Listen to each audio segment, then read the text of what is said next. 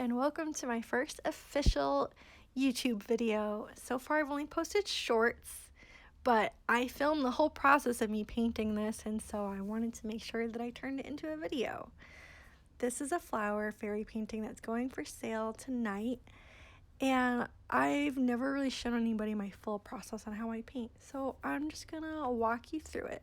First, I'm laying down the background, which is a mossy kind of green color, and then while that dries, I'm gonna go ahead and make myself a cup of coffee because I stopped painting with acrylic on canvas for a long time, and getting back into it requires a lot of focus, and honestly it's really tiring.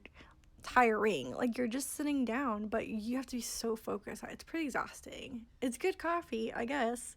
That's me showing my process. I look very proud. Okay, I remember this. There was a spot on the canvas that the paint kept lifting, and I knew I should leave it alone, but did I? No, I didn't. I kept going over it. It looks pretty good, but I'm gonna make it worse. That's what I do. Okay, so I figured that out. It dried. I went ahead and started on her skin color.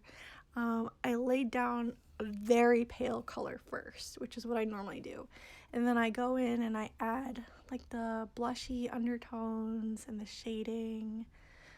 I use a mix of portrait pink, creamy white, I think is the color that I use. Sometimes I use a little bit of orange. And I just work on that for a while until I feel like it's ready. Even though her dress is going to be covering her body, I still did paint some of her body because you never know. Here I am laying on the base layer of her hair. Again, I always start dark and then go to light. I'm using a little bit of burnt sienna, a little bit of black, and then some orange to kind of warm it up. I'm just laying that down first. Very interesting. And then I guess I finished that part of the hair. Here I am painting some leaves, which is my favorite part because you really can't mess up the leaves. A single leaf might have like a perfect shape to it, but if you're just viewing leaves from a distance or in like a cluster, you can't really pick out individual shapes, so that's always fun. I like to take kind of an impressionistic route when I do backgrounds like this. And this is a part where I was like, okay, yeah, this is fun. I can do this. This canvas is much smaller than what I normally paint on. It's a 5x7, which is actually a little bit more difficult to paint on than a larger canvas because everything is shrunk down so small. You have to be so precise. And also my eyesight is really bad, so I was leaned in super close to the camera. Some of the video clips are not even useful because my hair is blocking the lens. But yeah, I was getting pretty overwhelmed trying to paint the larger canvases because my painting setup takes place at the same desk that I also print and package. And so I like to finish paintings, if I can, start in the morning and finish them at night, because I have to clean up everything in order to take care of my illustration Etsy shop print business.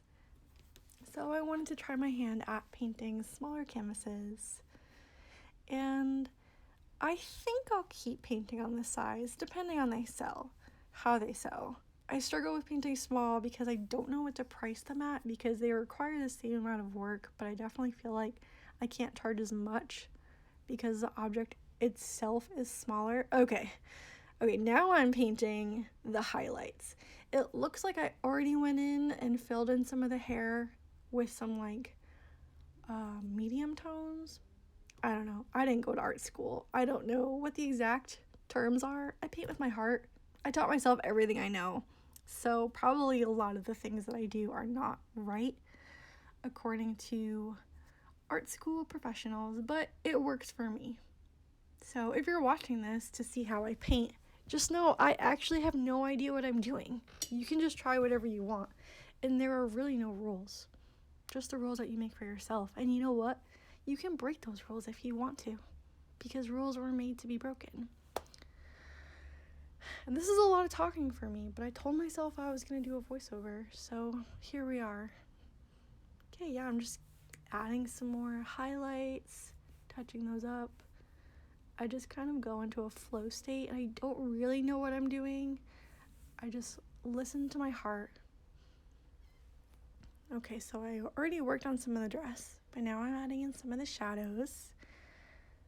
And I like to start, well, I really like painting like light cream colored dresses. I just think they're so ethereal. So I always just start with like a lighter color, and then I add the shadows, and then on top of the shadows I add the highlights.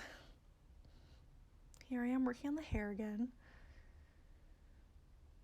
Oh, and then I skipped a whole bunch. I think I was getting really stressed out because honestly this was my first time recording myself painting, and the tripod was getting in my way, and I just wanted to enjoy painting, so I think I stopped recording for a while to work on the flowers.